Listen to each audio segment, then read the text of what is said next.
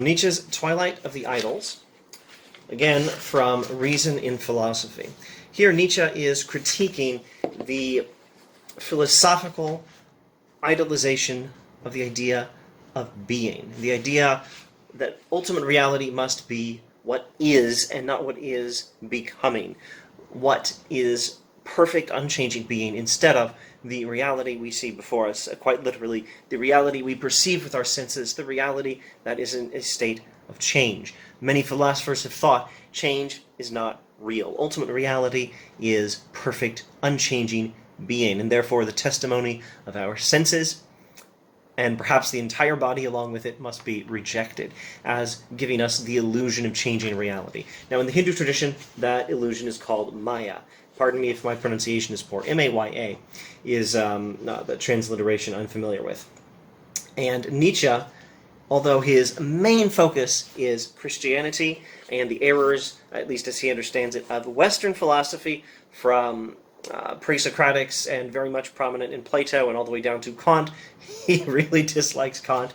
And again, Christianity. These are the major targets, especially Christianity, but he's an equal opportunity critic. Although these are his major targets, he does pause. I want to briefly mention that he pauses to critique the Hindu tradition. Here in Reason and Philosophy, Section 5, and in India, as in Greece, they made the same mistake.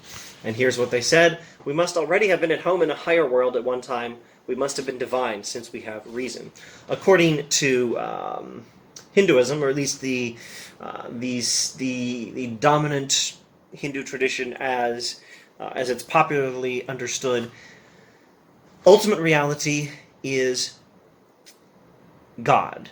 Ultimate reality is Brahman. The ultimate reality is Brahman, the God who is or who contains everything.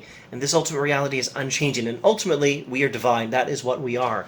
And the testimony of our senses, it's an illusion. It creates the illusion of something that is not Brahman. It creates the illusion that we are not Brahman. Ultimately, we must realize our own divinity.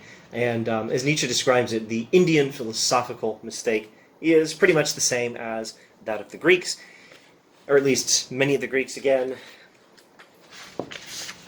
I set aside with great respect the name of Heraclitus. In the Western philosophical tradition, we do have exceptions, philosophers who recognize the reality of change. But the dominant tradition in Greece has been to deny the reality of change. The dominant Western tradition, going back to the Greek philosophers, has been to deny the reality of change.